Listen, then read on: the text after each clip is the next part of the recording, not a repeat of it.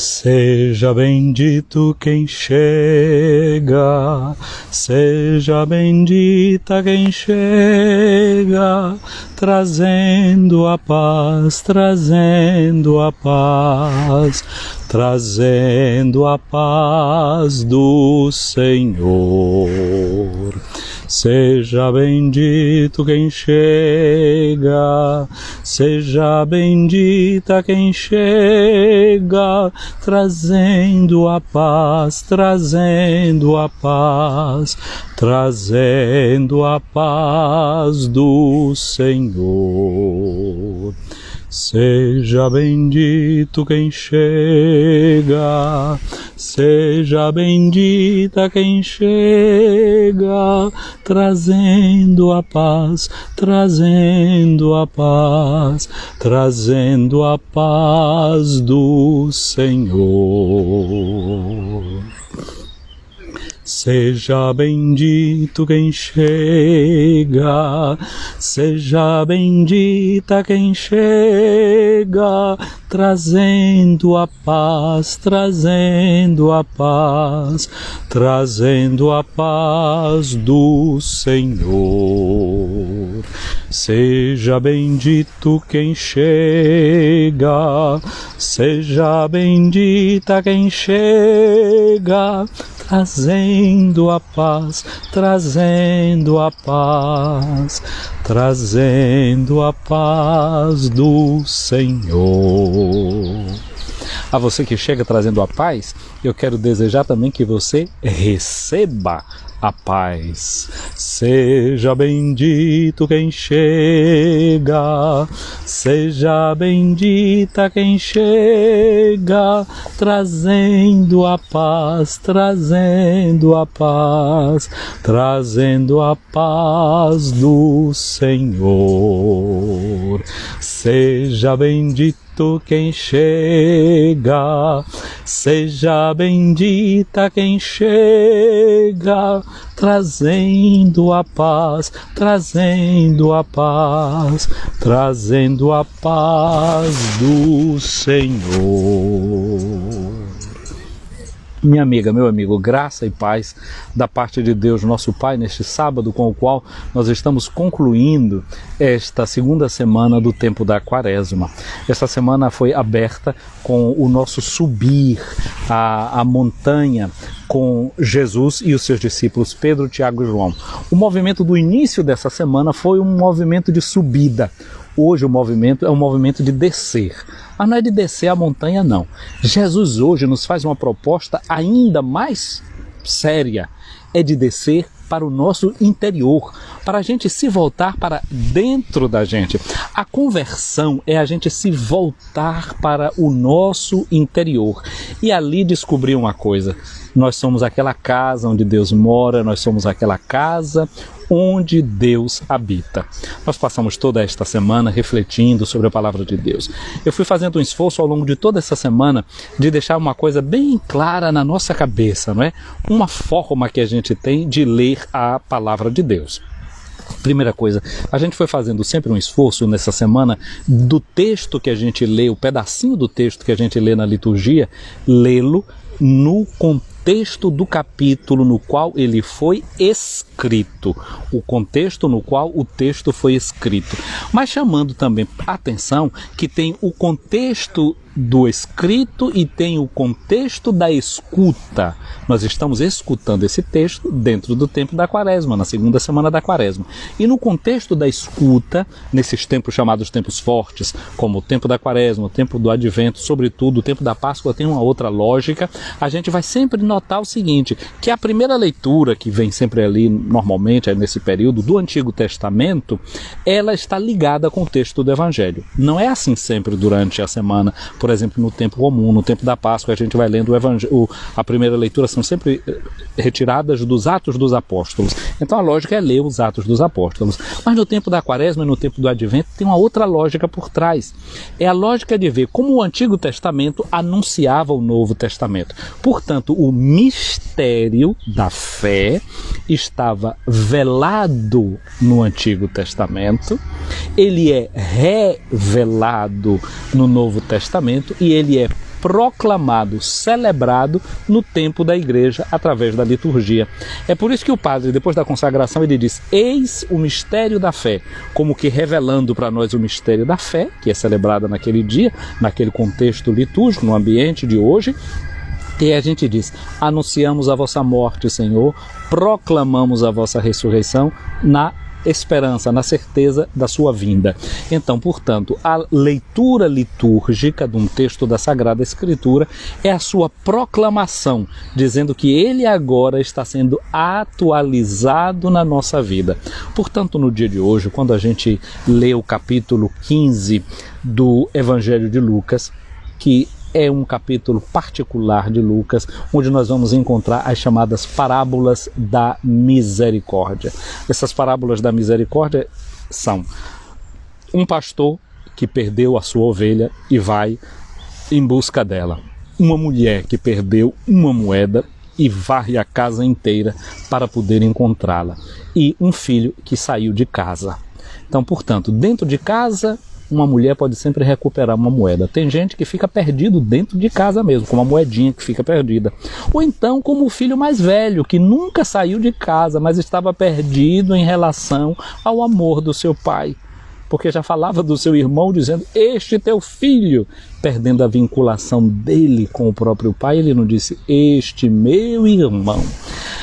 Muito bem, então hoje esse texto que nós temos no Evangelho de Lucas é a parábola do filho pródigo, as outras duas não são lidas. E por que é que Jesus contou esta parábola? Jesus contou essa parábola por uma razão muito simples.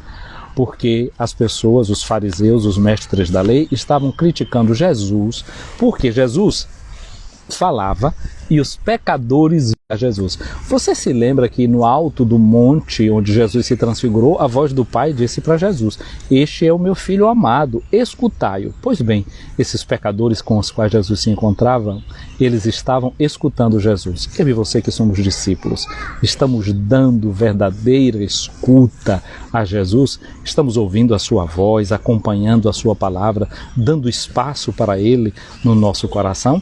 Essa é a pergunta que nós somos chamados a nos fazer no dia de hoje, o espaço de escuta a essa palavra de Jesus.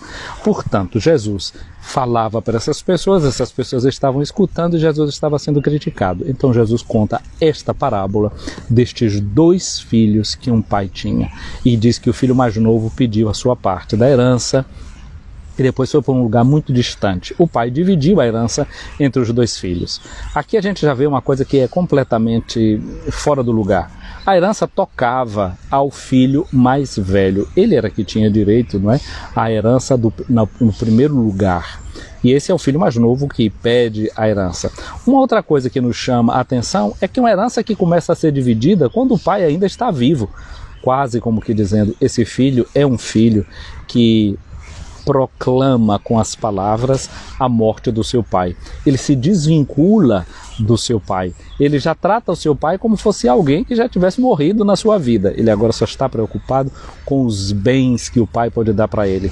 Quantas vezes na nossa vida também é assim? A nossa busca de Deus é busca pelos bens que Deus pode nos dar, a graça que Deus quer nos dar. A gente diz, a gente busca mais as graças de Deus do que o Deus da graça.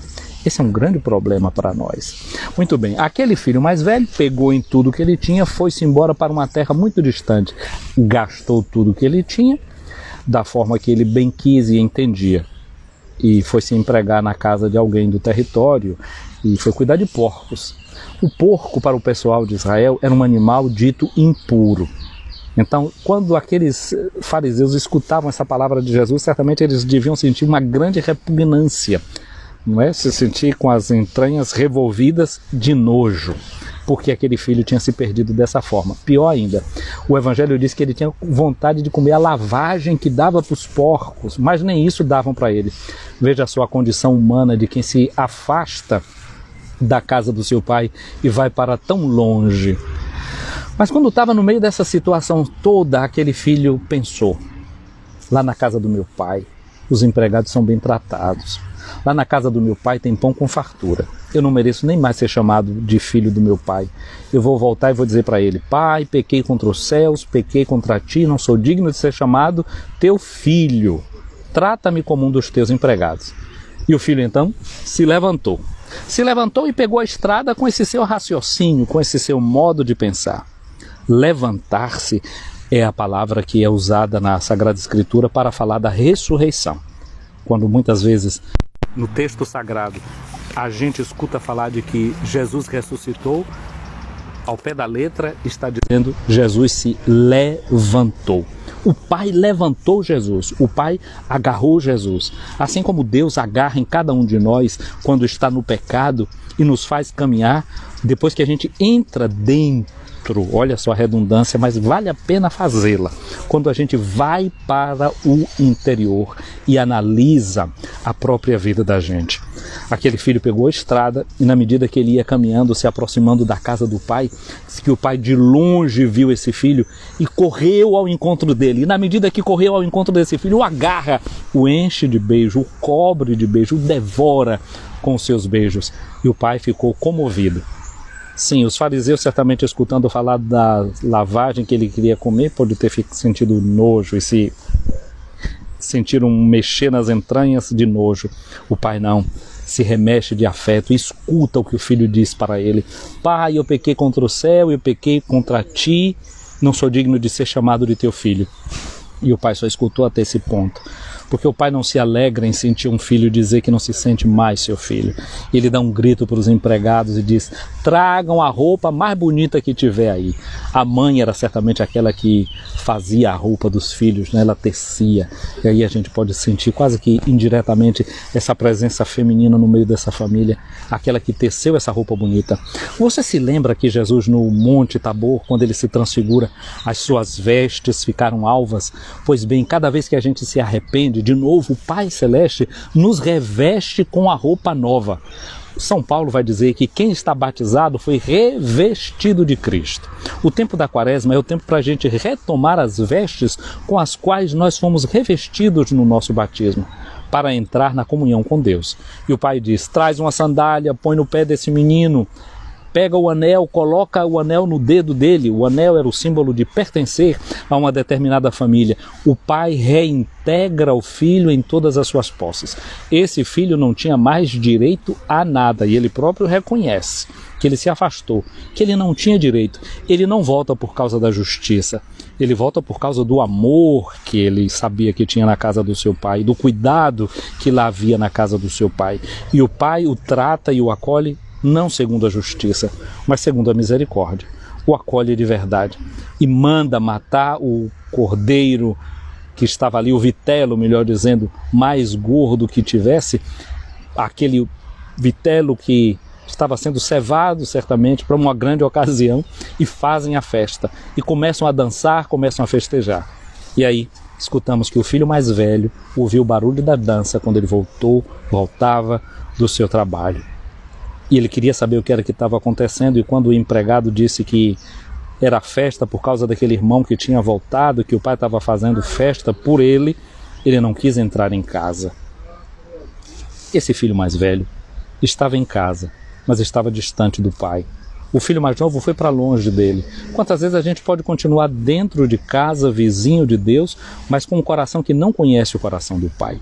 Quando Jesus conta essa parábola para os fariseus, quase que ele está dizendo... Você se lembra que uma vez Jesus curou um paralítico num dia de sábado, na piscina, que as águas eram movidas por um anjo, e Jesus, depois que curou aquele homem paralítico, disse para ele: pega a sua cama e vai embora. O homem pegou a cama, começou a andar pelas ruas de Jerusalém, e quando os mestres da lei viram aquilo, os fariseus viram aquilo, disse: mas como é que você está fazendo isso? Hoje é dia de sábado, você não pode sair carregando esse peso, é proibido no dia de hoje. Ele disse: foi quem me curou, que mandou me fazer isso. E depois, quando os fariseus identificaram que foi Jesus que tinha mandado aquele homem carregar a cama, vão interrogar Jesus: mas dia de sábado não se pode fazer isso. E Jesus disse para eles: o meu pai trabalha e eu também trabalho, eu faço aquilo que eu vejo o meu pai fazer. Portanto, a gente podia dizer que nessa parábola da misericórdia, Jesus está dizendo para mim e para você que ele está fazendo o que o pai fazia. São Paulo diz para nós: tenham em vocês os mesmos sentimentos de Cristo Jesus. Jesus está dizendo para nós: eu tenho os mesmos sentimentos do meu Pai, os mesmos sentimentos de misericórdia, e é por isso que eu permito que os pecadores se afastem, se aproximem de mim e não se afastem, não vão ainda mais longe do que aquilo que já estão. A parábola de hoje nos ajuda a isso, a recuperar então a entrada dentro do nosso coração como aquele lugar, como aquela casa para a qual nós devemos voltar. Santo Agostinho de Hipona, escrevendo as suas confissões, ele diz: ah, meu Deus, eu te amei tão tarde porque eu ficava te procurando do lado de fora, eu ficava te procurando nas obras da tua criação, eu te procurava fora, mas tu estavas dentro. Minha amiga, meu amigo, Deus está dentro de cada um de nós. A gente pode até se afastar dele, mas ele nunca se afasta da gente. Na verdade, a gente, quando mora num lugar por muito tempo, não é tanto que a gente mora naquele lugar, é que aquele lugar muitas vezes começa a morar dentro da gente. Por exemplo, tem gente que faz muito sonho com a sua casa e não consegue sonhar com a casa que ele está vivendo, mas sonha com a casa da sua infância, sonha com a casa do passado, que é a casa do pai, que é a casa da mãe, ou quem sabe a casa do avô. Nesses sonhos recorrentes, ele volta àquela casa do passado, aquela casa que o habita, não mais na casa na qual ele está habitando agora. Pois bem, essa casa do pai nunca sai de dentro da gente. É lá que a gente tem que voltar sempre. Pela oração, pela escuta da palavra de Deus, a gente volta sempre a essa casa onde o pai está, onde ele se faz presente. E Agostinho, que tinha dito isso, né? Que Deus estava dentro e não do lado de fora, ele muitas vezes, quando ele pregava, ele dizia para os cristãos lá de Hipona ou de outros lugares onde ele ia pregar, ele falava em latim, nessas pregações, ele dizia: redete ipsum, volta para dentro de ti, in interiore homine habitat Deus, é no homem interior que Deus habita. Portanto, vamos aproveitar essa semana que está chegando agora ao fim para voltar para dentro de nós, para entrar nesta casa interior onde Deus habita, para ali de novo escutar a sua voz e entrar nessa festa que Ele quer nos fazer. Voltemos para dentro de nós, permitamos que o Senhor nos abrace, permitamos que Ele faça a festa conosco. Que esse sábado com o qual nós estamos concluindo esta nossa semana nos ajude a nos preparar bem para a celebração do domingo, o terceiro deste tempo da Quaresma. Que, iluminados pela palavra do Evangelho, nós prossigamos a nossa estrada, o nosso itinerário rumo à luz pascal. Eu quero abraçar, saudar a cada pessoa que está aqui nesse momento, participando dessa live. Eu vejo Mima Costa, vejo Maria da Conceição, vejo Dayara, Ana Barreto, Padre Fábio Andrade, vejo aqui Ana Maria dos Anjos, o Padre Freitas, não é? O Padre Fábio, não sei se está agora no Paraná, e o Padre Freitas está lá no Ceará. A Dayara, eu vejo aqui, Gil Roger, Thais Janaína,